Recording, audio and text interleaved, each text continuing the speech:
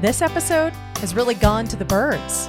All puns aside, we're talking with Fish, Wildlife and Parks biologist about the huge migration of birds that happens just outside of Great Falls twice a year. That's coming up on this episode of We're No Damn Experts. Best in podcast, the best in town. You want to get up, get ready to get down.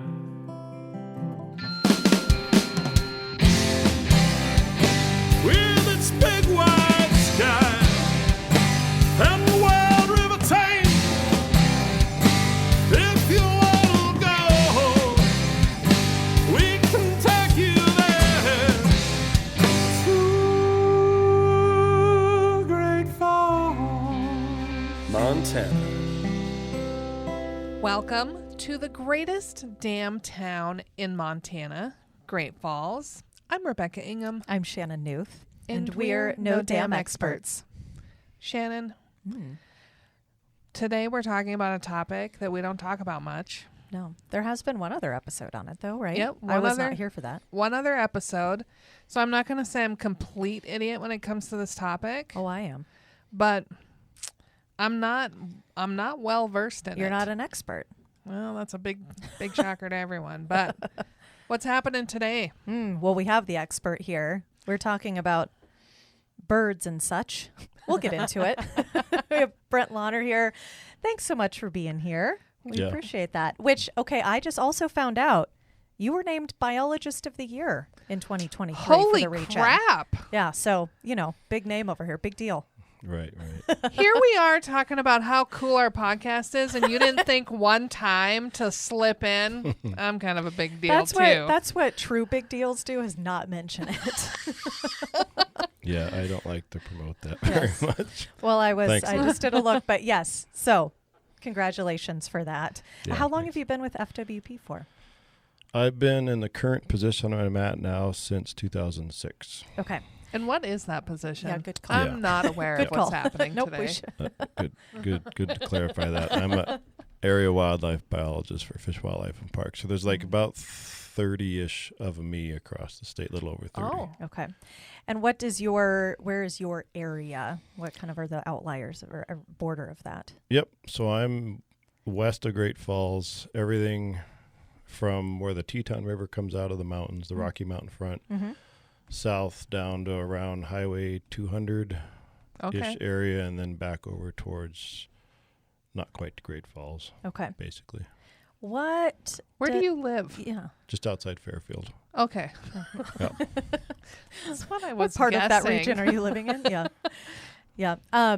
So what all does that job involve on a day-to-day basis? Yeah, it's so this type of position for me or for FWP is kind of a catch-all. So a lot of what we end up doing is related to big game stuff, surveys and setting hunting seasons and quotas and managing big game in various ways throughout the areas that are assigned to us. Okay. And then working with landowners, working on habitat projects, working on other public lands with other counterparts, with other agencies, and tied to this conversation today, working on their wildlife management areas. So for me, that includes Ear Mountain, Sun River, and Freezeout Lake wildlife management areas.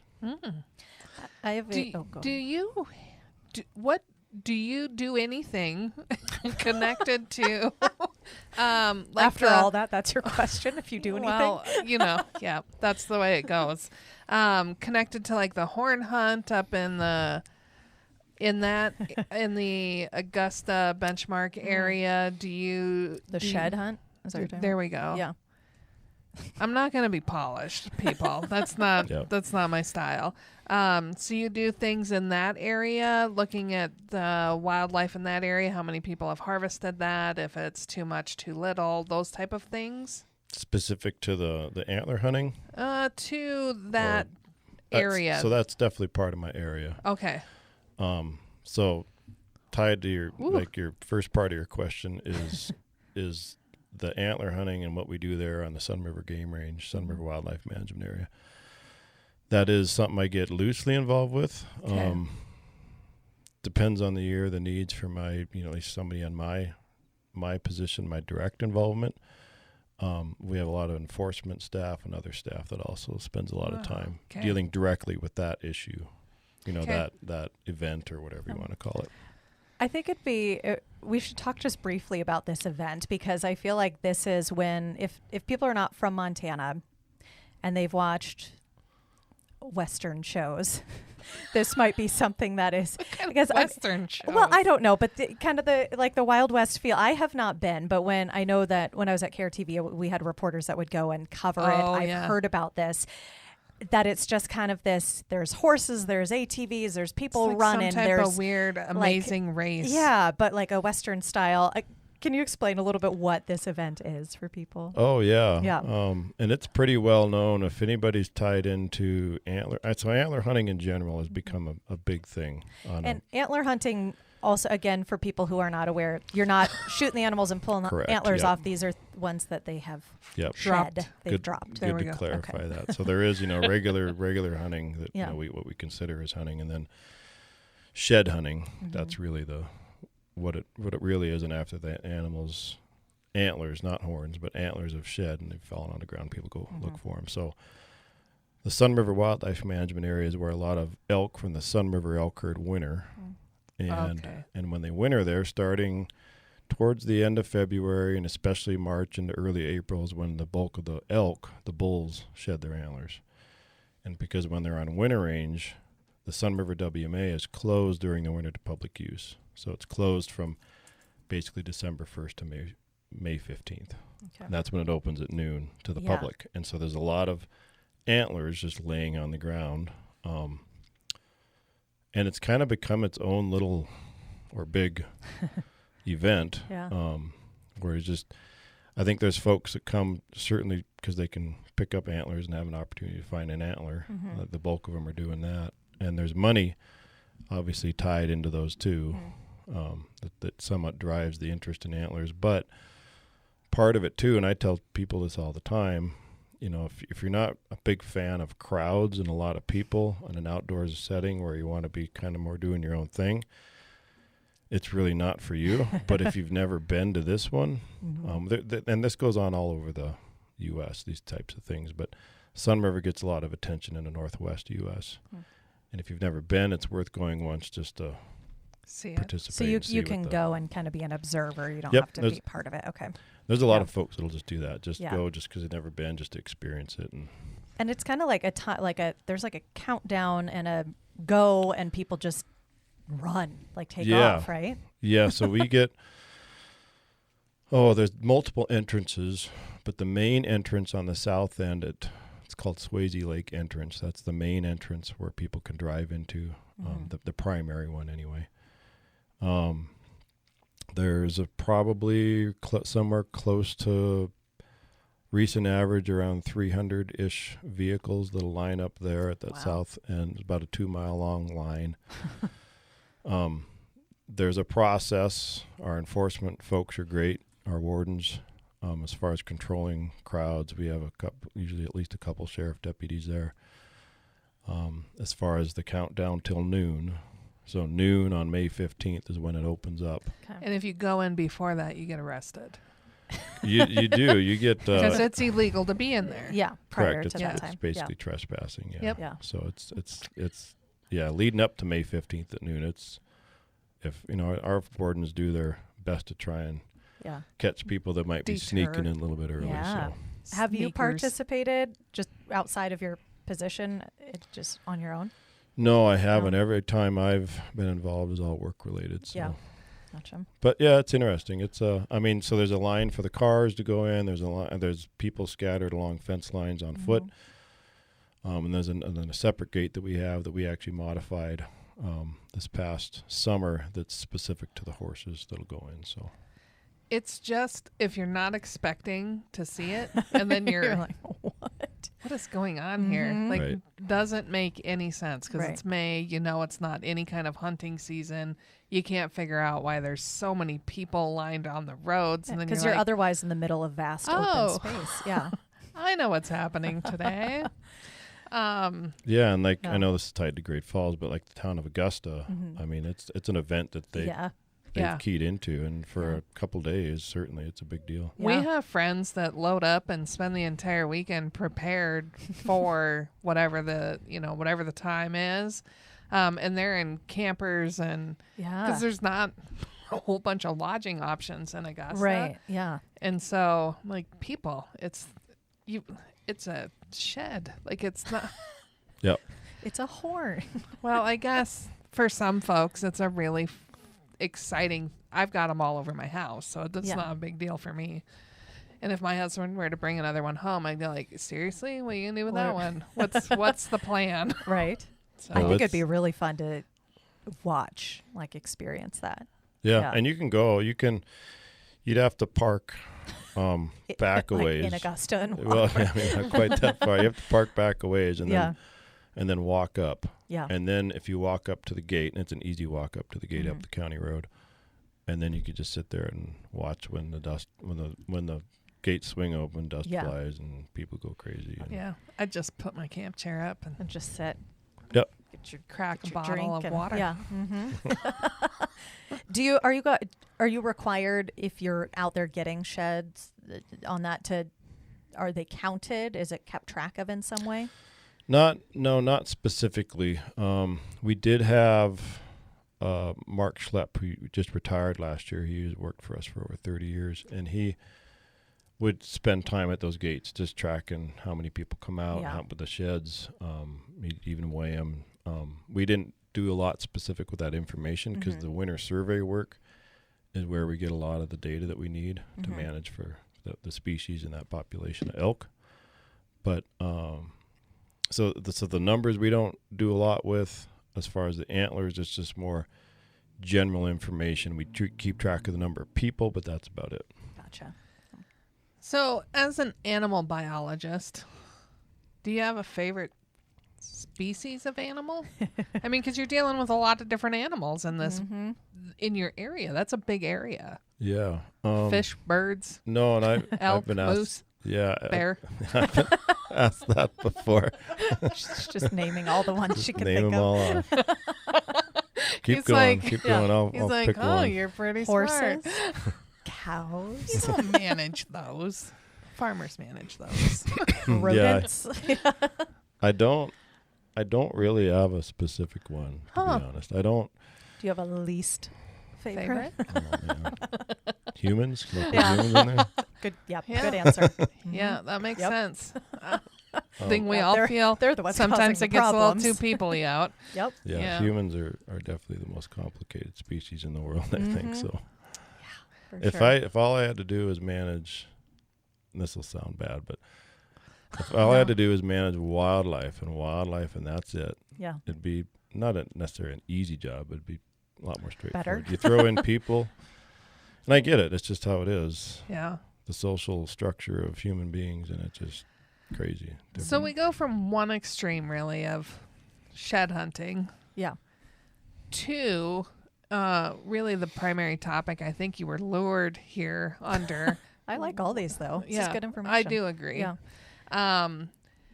Kind of the birding season at Freezeout, which also a lot of people lined up to just watch birds.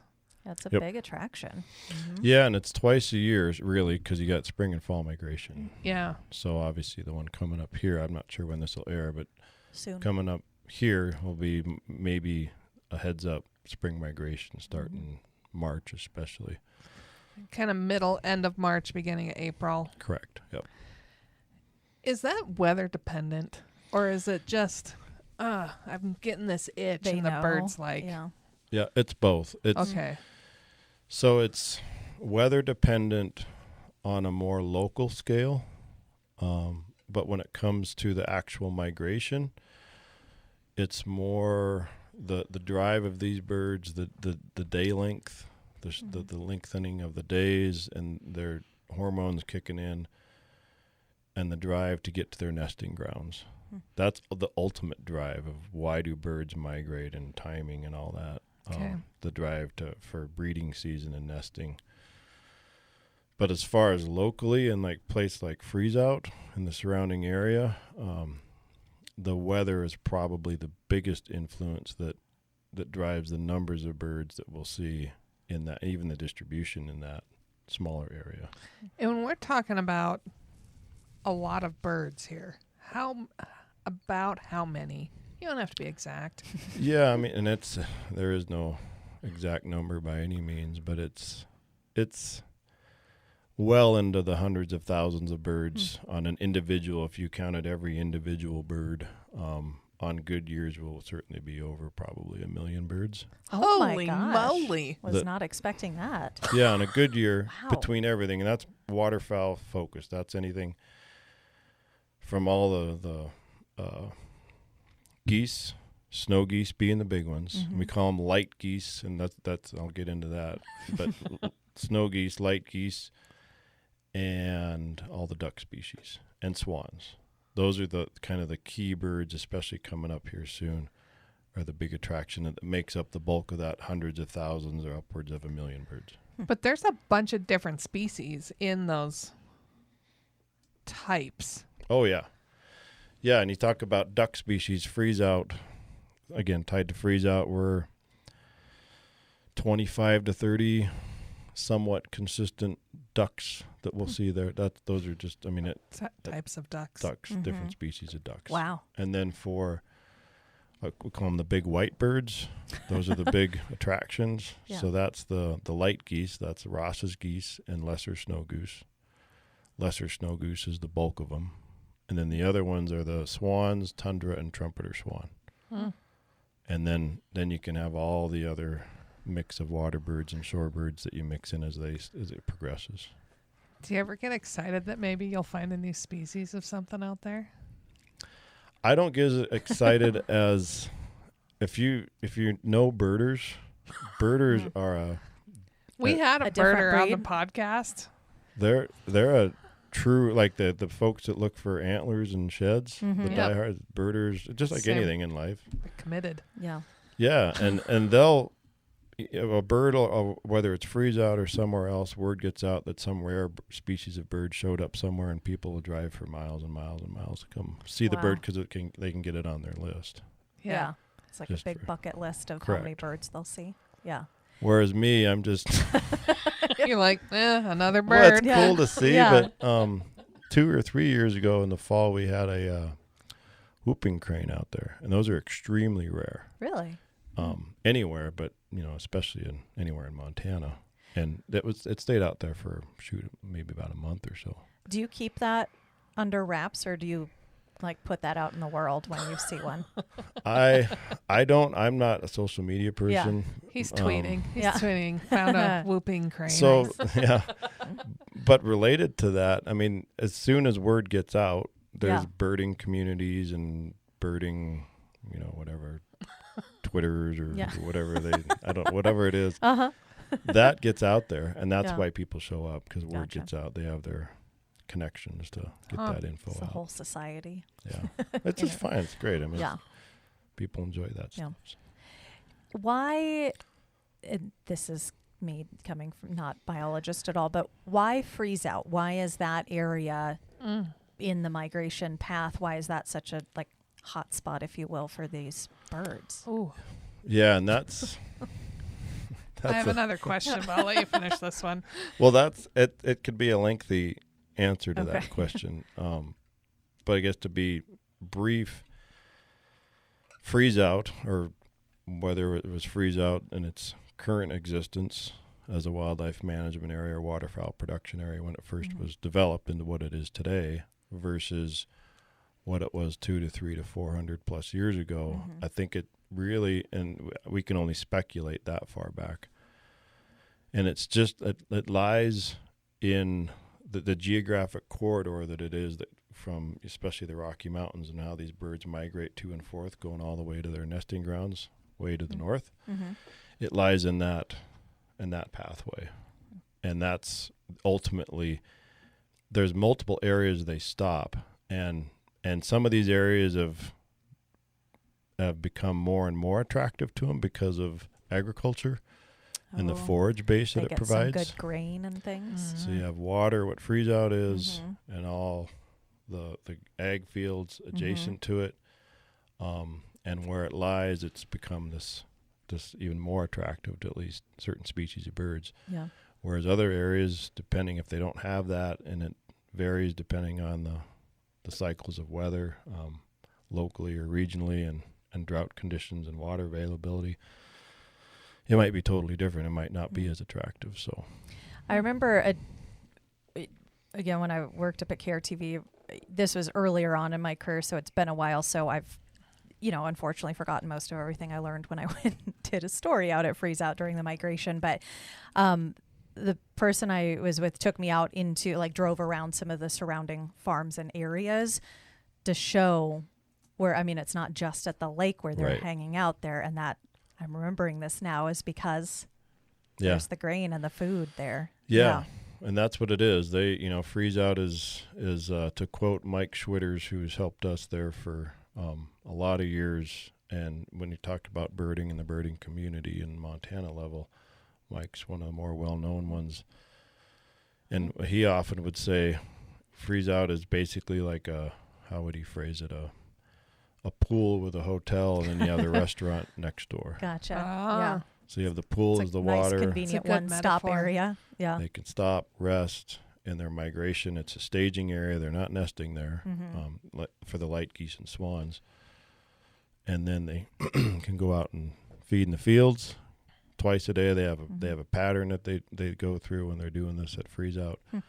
And then they keep resting, go back and rest, and then eventually they'll keep going. Like this spring, they'll keep going north. Is there a resident population at all at Freezeout?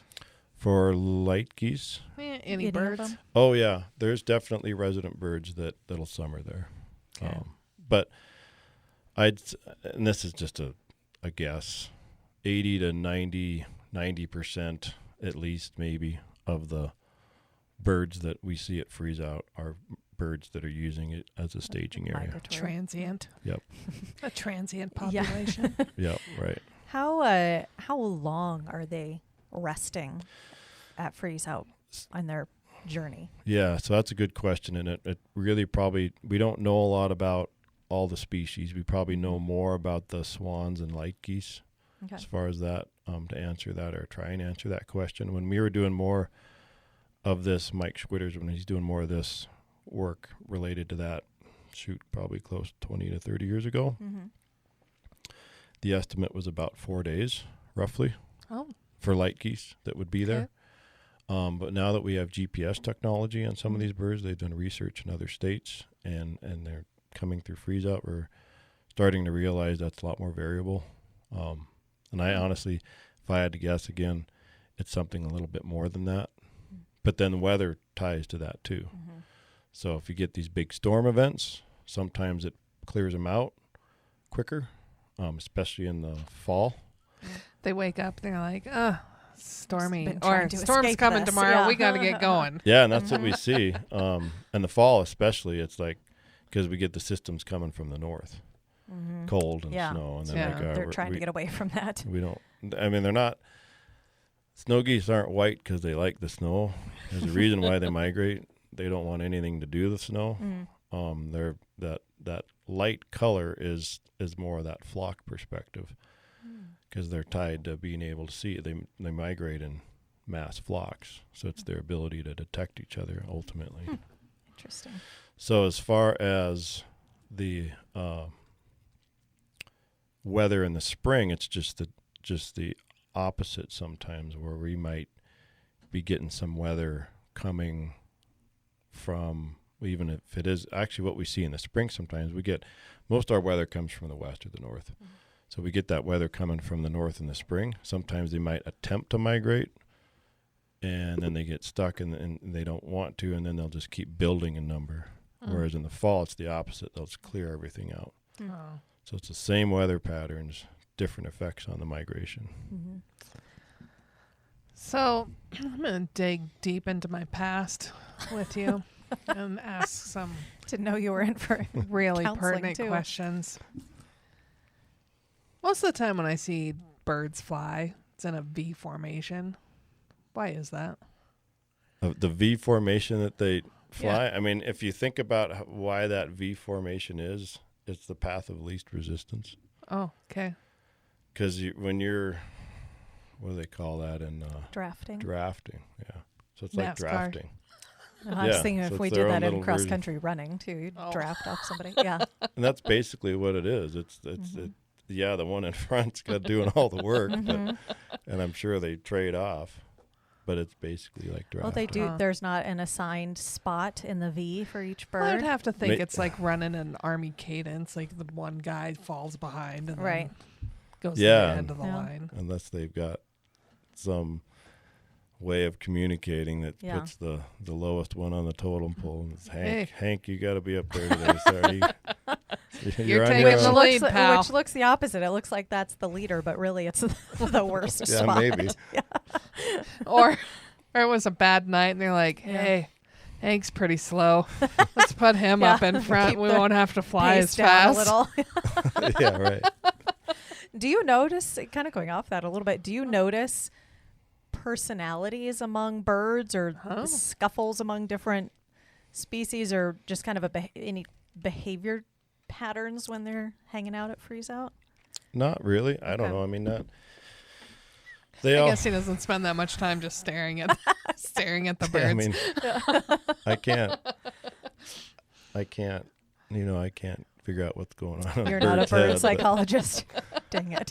But I mean, you can see territoriality amongst groups and amongst parents and their offspring certain times a year and in the fall period when they have their offspring. But so I'm gonna switch birds a bit to eagles, which is a bird. I know that much. Yep.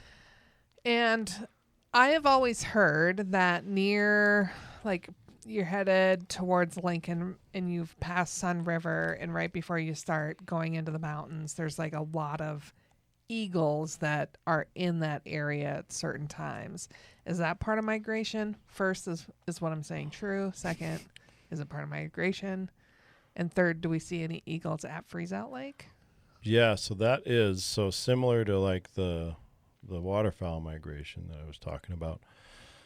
There's an eagle migration. Same thing there, and I'm no expert on eagles and raptors. There are people that have done a lot of stuff in that area you're talking about, especially the west towards Lincoln, that have looked at a lot of raptors in general, but especially eagles and migration and patterns and what they do and marking birds and all that. So there is a migration that occurs. It can be fairly significant. We have local eagles. We see eagles around here right now. Those could be birds that just might be year-round residents, or they could be migrants that came from the north, and this is as far south as they go, and then they'll head back north. It's hard. I don't know on an individual level by any means, but at Freezeout, we do have that migration that we'll see in the spring. And for eagles, it's a little earlier. We'll start, oftentimes, not always, it's variable, but we'll start seeing them in February. And we'll see as many as, on a good year, 100 plus eagles at Freezeout in February time period during that migration. And that's usually before the bulk of the waterfowl start showing up. This is probably a dumb question. Any of the... That's our area of expertise. Are any of the migratory birds going through Freezeout prey for eagles? Like, are they hunting in there too? Okay. Yeah, you'll see them. Wasn't dumb. No, that's... Yeah, okay. I mean, there's a reason why they're at Freezeout. Yeah. There's two reasons. There's a lot of other birds there, so they can try and hunt for other waterfowl that might be there. And then probably on a lesser degree, what we've seen, we still typically have a lot of ice when the eagles are coming through, but not always. But we have seen at times where we have carp, common carp, which can be considerable size fish at Freezeout, and they'll be frozen in the ice. We've seen this recently more often, and the eagles will be picking away at some of those carcasses. Ooh. But that's more rare. Typically, it's a stopover where there's a better opportunity for them to maybe pick off a duck or a goose or something. Am I making this up? Have I seen people fish at Freezeout? Yeah, people fish for those carp. Is that legal? Yeah, they're a non-game species for fish in Montana. So there's no regulations on them. You can fish them anytime you want. Are you allowed to fish during the migration time too? That's why. I mean, just take life into your own hands. Grab your worm. Yeah, and it's the best time that we encourage it because we don't like carp in the system because it's not good for the freeze-out system and productivity. But the best time to do it is going to be usually when the water temps start changing and warming up, and that's like in early June. Mm-hmm. So you can fish there any time of year when it's open, but the successfulness of fishing for carp at freeze-out is best when they're really concentrated because then they start spawning, and it's just the ability to catch them is nobody eats them. They're not good eating. That's why I was like, no one eats that, right? Well, I have met people who eat them, but they're not originally from the States. Yeah. Like it's in Asia. In Asia, they're like a delicacy. Yeah. But it's okay. Yeah, it's not something we are accustomed to. Are there are carp the only? No, type of there's a fish in couple little species of minnow. Otherwise, okay. it's just carp. It's just The quality of the water, the temperature of the water, it's just not conducive for fish to really survive well. Is it I think that's the same than case like at Willow Creek. They just had that Willow Creek fishing derby. Oh, yeah. I've been a part of it, and I have never, ever caught a fish in that place. Yeah. Ever. It's not like I'm a horrid fisherman, but goodness. Yeah. I should at least see something. Well, that's how I'm the same way with ice fishing. I'll be one of those people that'll be fishing in the hole, and I'll have a family or friend next to me 10 feet away, and they'll be catching fish. And we switch holes thinking, well, I'm going to go catch a fish. And then they start catching fish where I was. It's something, they smell you. Well, at least I don't know what it is. At least you've seen people catch fish out of there. Like you just haven't even seen that. Yeah. Really? There's a lot of people there this past weekend. I think. Yeah, I know. And nobody caught any fish. Not out of my camp. Yeah. There's just never. So my husband's like, hey, do you want to go fish the Willow Creek Derby? I'm like, no, I don't believe there are any actual fish in that place. Right. I've never seen it. Not my thing. Huh. Yeah, at some point you want a little encouragement that something's there. At some point. Right. Yeah. I would like to see a fish at least swim by. Right. Look at me and go, can't catch me. So how big is Freezeout Lake? It's about 12,000 acres, roughly. Oh, wow. Holy moly. I think for some reason my brain just driving, again, I've been out there, it's just been a long time, but when you drive by it, it doesn't feel as big as 12,000 acres. Yeah, I guess from the road, it's probably not that big. No, but I mean, that's how most people would right. see it. Okay, so if you're stopping, if you're coming, you want to check out the birds, you want to watch the process, what's kind of the best way to do that at Freezeout without inhibiting others? Where's or the primary entrance?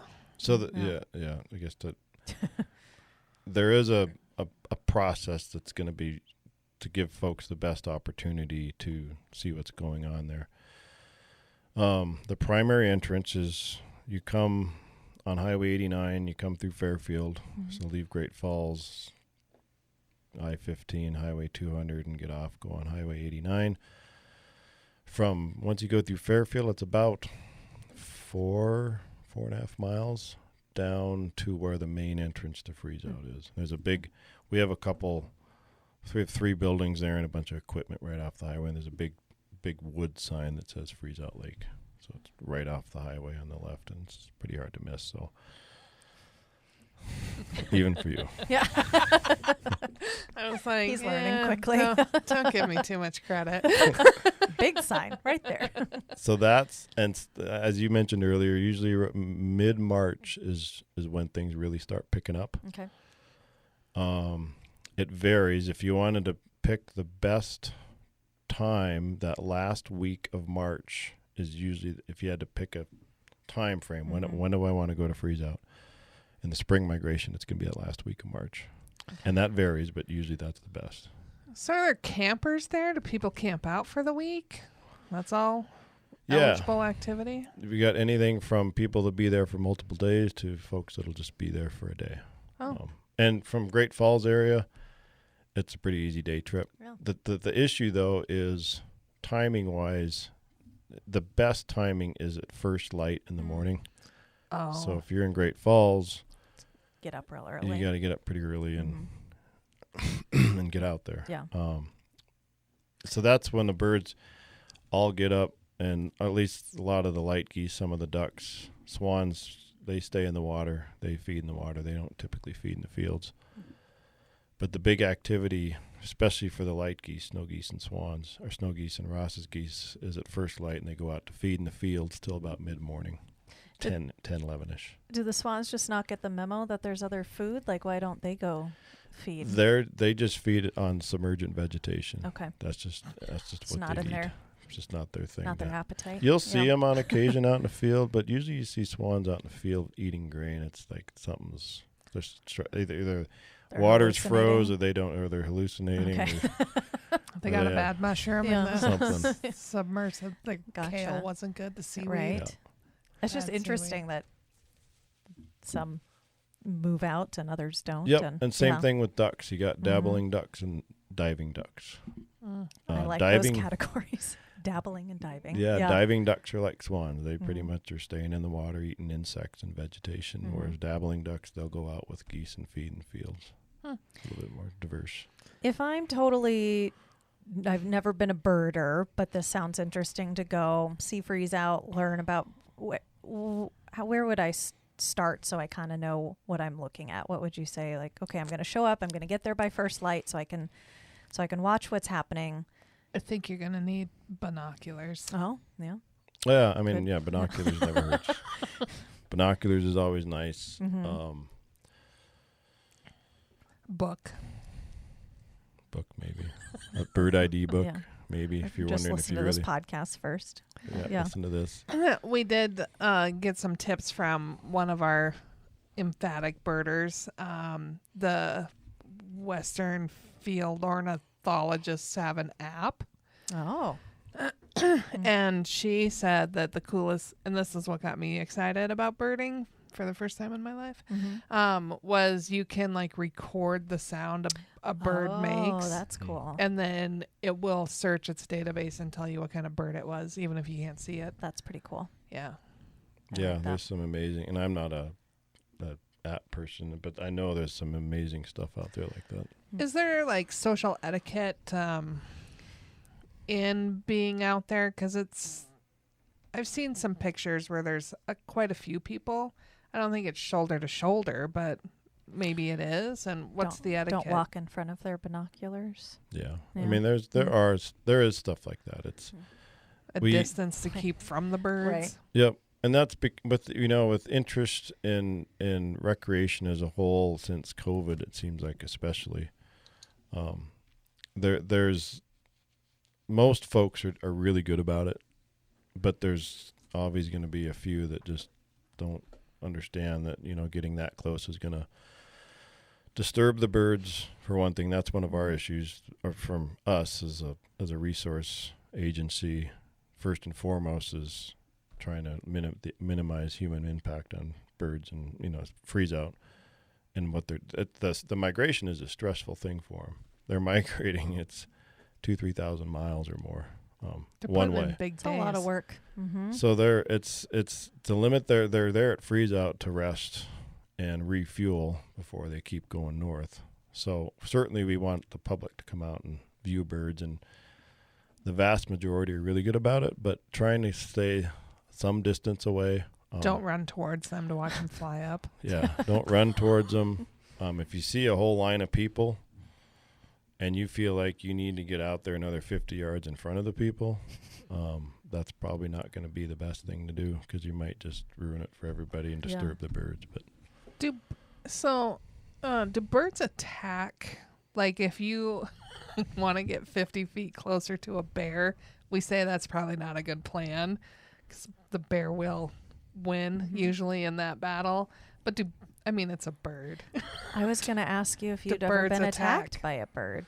no, we have seen a group of snow geese pick people up and actually carry them off into the distance. No. I'm just kidding. I was like, No, there's no I way. can see. Yeah, I believe it. I bet multiple. They work together to pick Yeah. up one Yeah. person. They're a team. Yeah. Mm-hmm. Yeah, no, it's unless you're affecting a nesting situation, I mean, you'll be blackbirds in town or something. Yeah, you'll be close to a nest. They'll be dive bombing your head. Or if there's a hawk that has a nest somewhere, and sometimes in neighborhoods they can be pretty territorial. But otherwise, they don't. There's no It's attacks. not like a grizzly bear attack or anything. Well, we were discussing in the office the other day about otter attacks, and I callously made the statement that you got to be some special kind of human to be attacked by an otter. Or the wrong place at the wrong time. Yeah. Yeah. Those are not common. No, they're not common. And Yeah, otters that are was- pretty cute. I think down in the Jefferson where that person got. Down in the Butte area. Mm-hmm. Not common, but keep your safe distance if you can. Yeah, I mean, it's keeping your distance.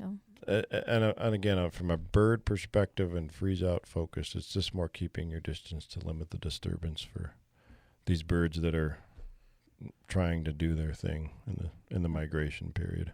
Yeah. Are you a Montana guy? Were you born here? Yeah, I'm from Bozeman. Oh. Born and raised in Bozeman. Which is a whole nother world down there now. It is a little different today. Yeah. Did you have No. Earlier you were talking about how obviously you take care of the birds and you have freeze out, but you also are dealing with big game and other things all throughout the region. In light of what we were just talking about, do you have either recommendations or things you would tell people who are not from the area about what they should know about driving or recreating in the area and dealing with big game living in this area? Like from a recreation component? Yeah, or just people who are not. So, for example, I mean, we get people who come to visit who get excited to see all of the gophers that we have in our yard, or when we have, I just posted a video the other day because there's a family of deer that comes in and out of our visitor center area.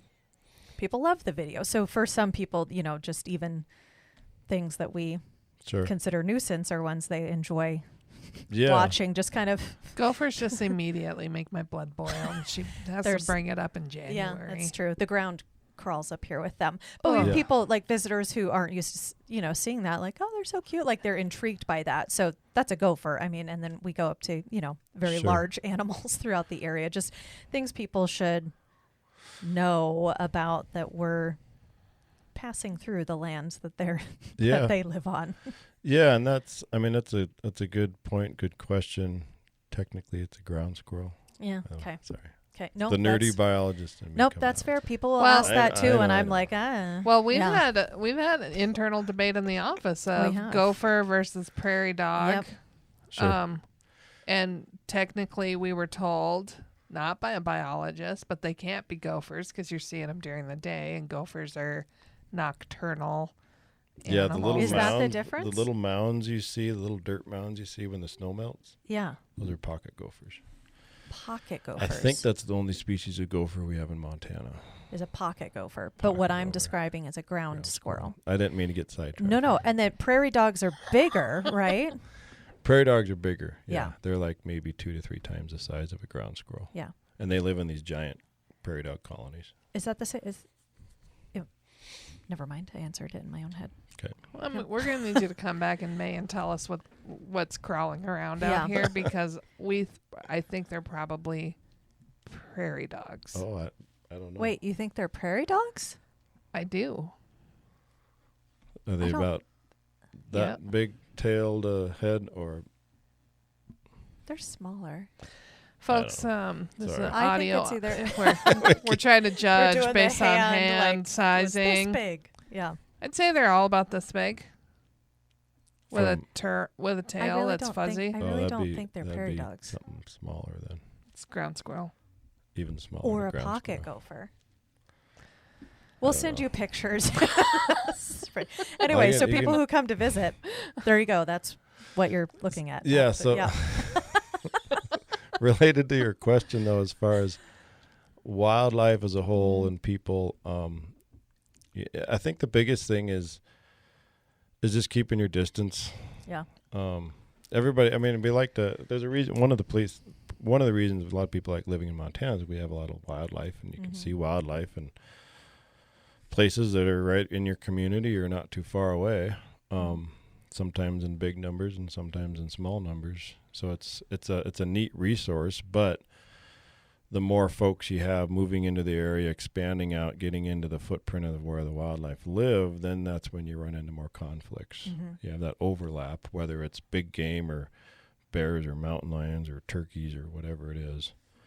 You just have more of those issues. So your ability to limit your impact on where they live and then be able to keep your distance to some degree. Food attractants is always an issue, and that can be for a variety of species. Obviously, for like bears is a huge one. But those would probably be the biggest issues. Certainly go out and enjoy what we have in Montana, but just be respectful of those animals that are living in the wild, that are surviving in 30 below weather out there when we want to be. I can't believe, some of these animals, they just make do. They're built to do it, but it's not easy. So. Even though they're built to do it, that's still real cold. Yeah, right. Yeah. So, being the biologist of the year for Montana, do you get calls like from Benton Lake Wildlife Refuge, which is a federal, to go, hey, we need some help out here with something, or you have to come in town and help with the fish hatchery or something at Giant Springs? Or it varies. It varies how much we keep in touch with like Benton Lake. So Benton Lake, the management's different, but there's reasons for that, why things are managed there compared to Freezeout. There's just totally different areas and how things are done and developed. So it varies in how much we'll keep in touch with them on things. For Freezeout specific. As far as like my interactions with other stuff, so Fish, Wildlife, and Parks, who I work for, it's Fish, Wildlife, and Parks, and it's the big, full broad suite topic of everything. So we do a lot of cross-divisional type stuff where we're helping each other out with various projects, which is good to do. Just depends where there's a need and who's available to maybe help. Are there any specific events related to Freezeout, or is it just kind of whenever you want to show up? Both? Yeah, so there is one coming up, and we get a full suite of people either basing in the communities out there or staging out of Great Falls.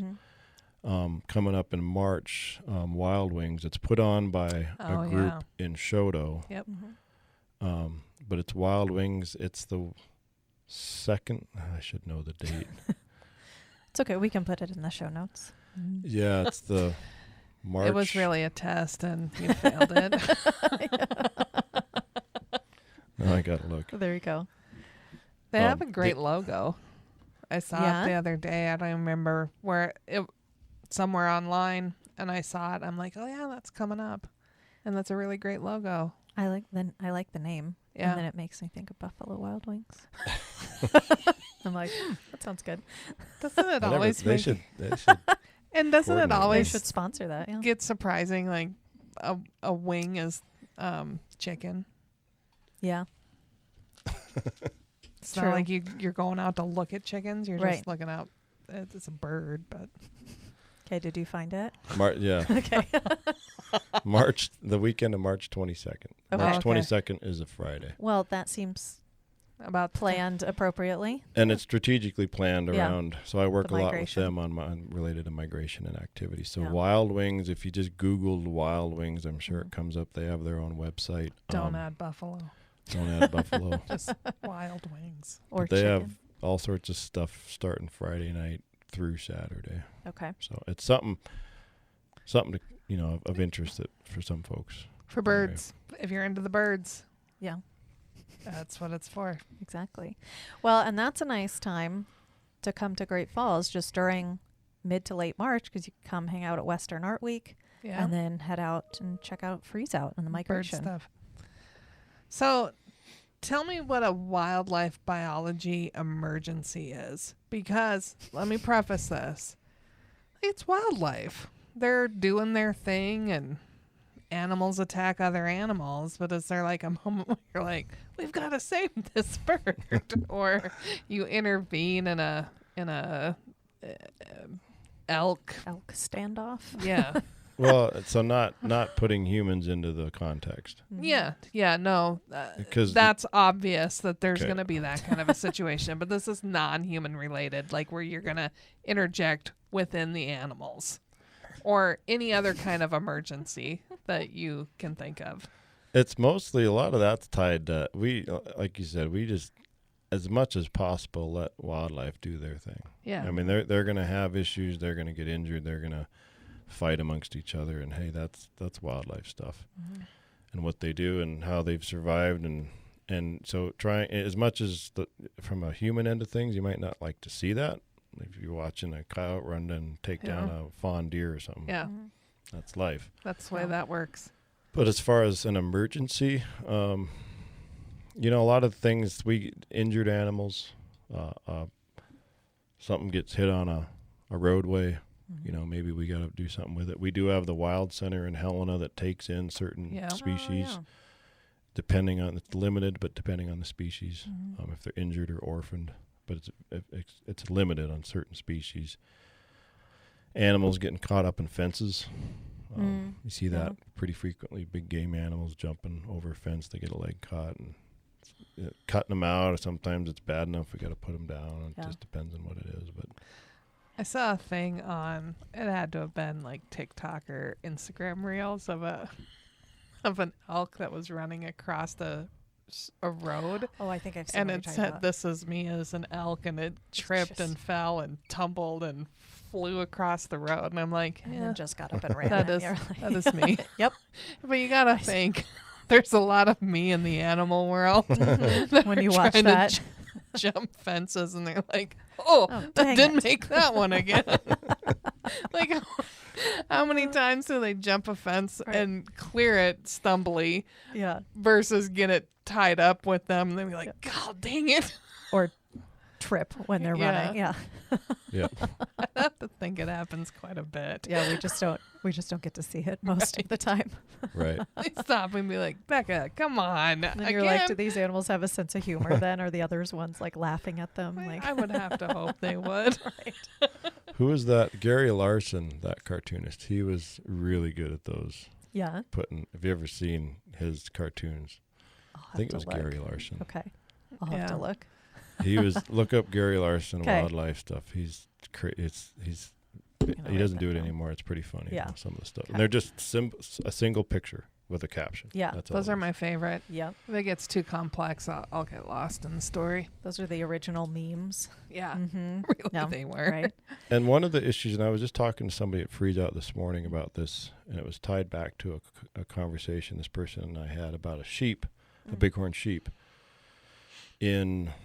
towards Hardy Creek. It's a collared ram that we collared last winter, and the ram appears to have a broken leg. And I one of our other biologists saw it, confirmed it yesterday. I'm not sure which leg, but it comes back to these animals that are injured, and how much we give them the ability to, as much as possible, to leave them be, rather than say, "Oh, that looks horrible. We need to shoot it and put it down." Yeah. Yeah. It's amazing what these animals can do on missing, just like humans, or missing an appendage.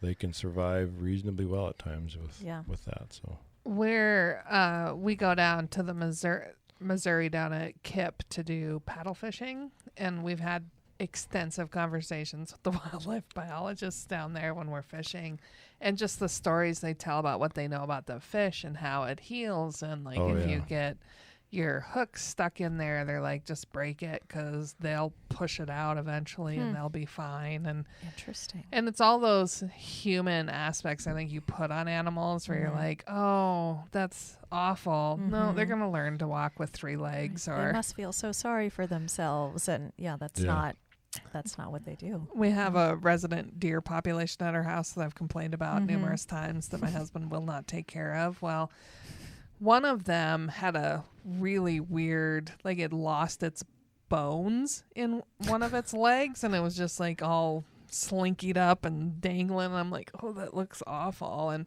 I did let that one lay around in my tree line in the snow. I'm like, yeah, I'll be nice to you because you got that screwed up leg.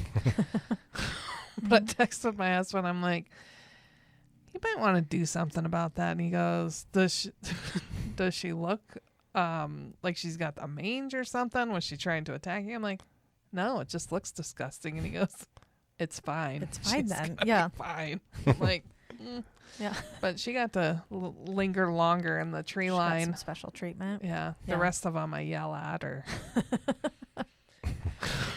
play my shotgun sound from my phone, my which gosh. they don't do Respond to anything it all. with. They just look at me like, what are you doing? Yeah. So, They're on to you. well, you know, it's a fine line of harassing wildlife in my yard. I really think if someone wanted to arrest me for that, they could. But, like, get out of my yard. Like, don't be in my yard. And I walk out on the deck and I scream at them, get out of my yard. And they just look at me sometimes and they walk towards me like, what are you going to do about it? Yeah. I'm like, Yeah, pretty urban. much nothing. Just yell at you some more. Yeah. We call that urban wildlife management, and it's becoming more and more of a just because of that reason of people just slowly expanding. Not saying that's your neighborhood; it might have been there for a long time, but over time you just keep getting. You're getting into their area. Yeah. I know in Helena specifically, the urban deer population's been a big issue. Yep. Yeah. I Yeah, like they to do. follow that. They do the urban mule deer management now. Yeah. Actively have, I think, sharpshooters of some professional nature out there killing deer. Yeah, not anybody can get on that list. Right. I You learned. Can't just come and You're trying to get on it.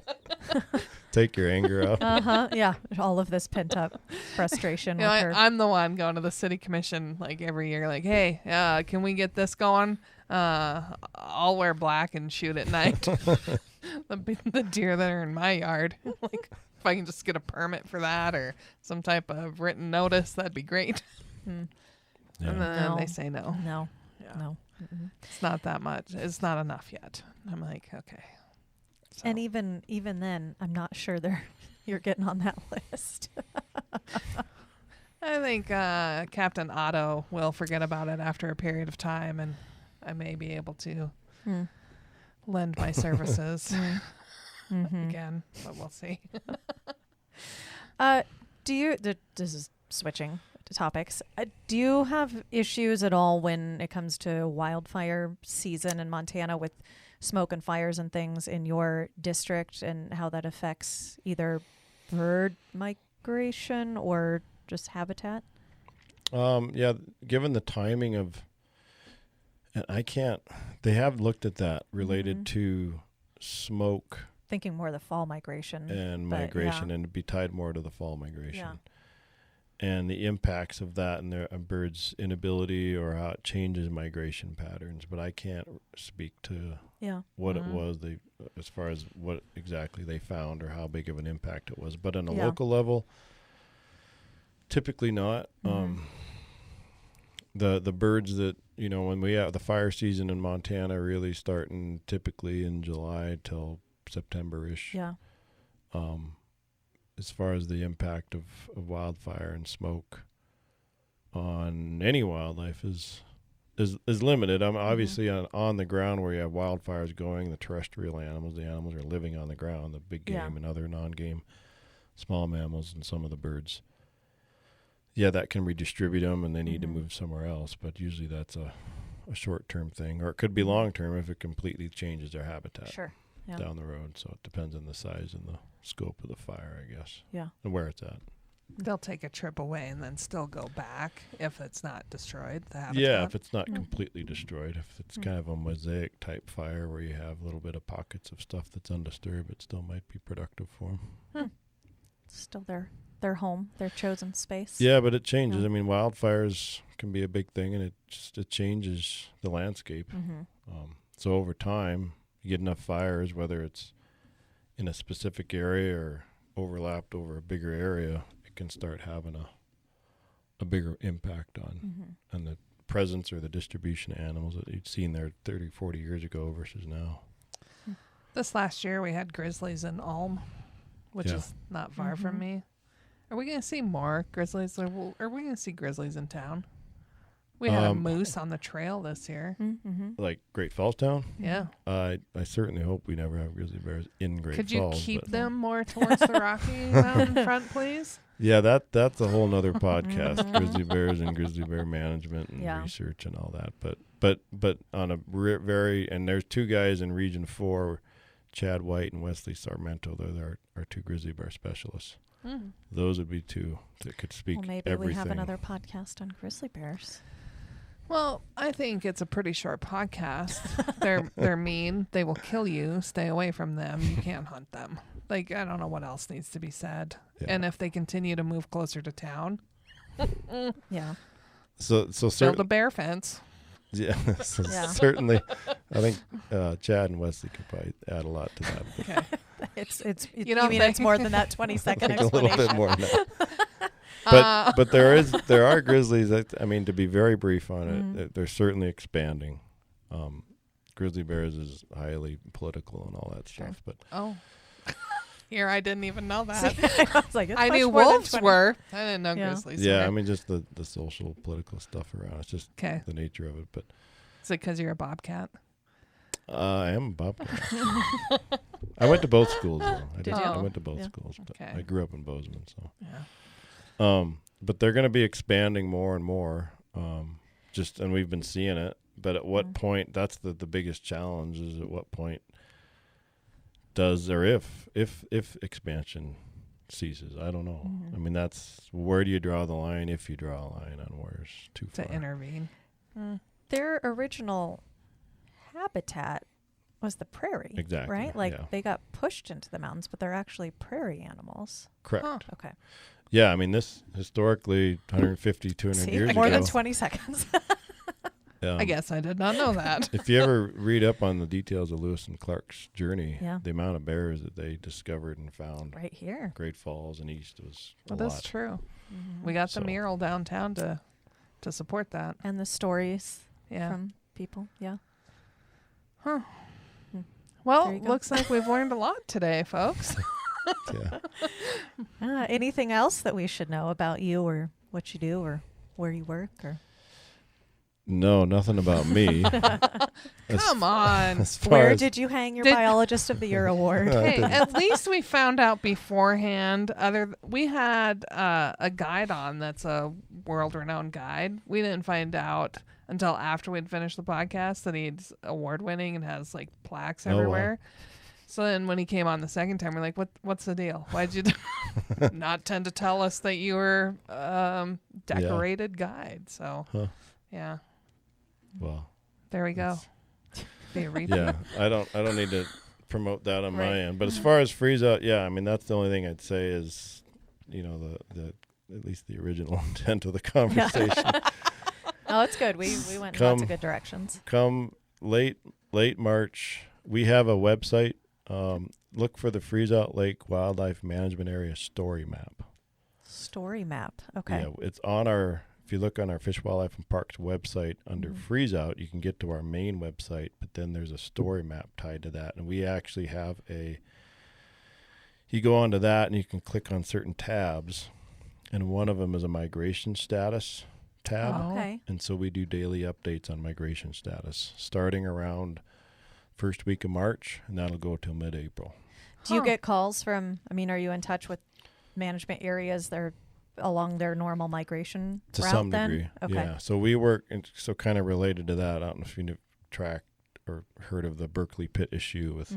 Oh, yes. So I'm part of that group down there, and we've actually broadened our horizons as far as keeping track of this on a bigger picture level now, coordinating with them. So yeah. So that's so we do that. That the Freezeout story map. Look for that. The migration status will give you. That's the best spot to go if you want to see what are the birds doing. We have a phone line. I keep a recorded message updated there. Okay. But we're trying to steer most everybody to that link. Yeah. Just for status updates, daily updates. Just basic information that shows you what the long-term trends are. Like, oh, shoot, it looks like March 26th is typically the peak on average. And then it'll show you what the numbers are, at least leading up to that day, real time. Okay. Just for reference. Good to know. And other information on that too. Yeah. Yep.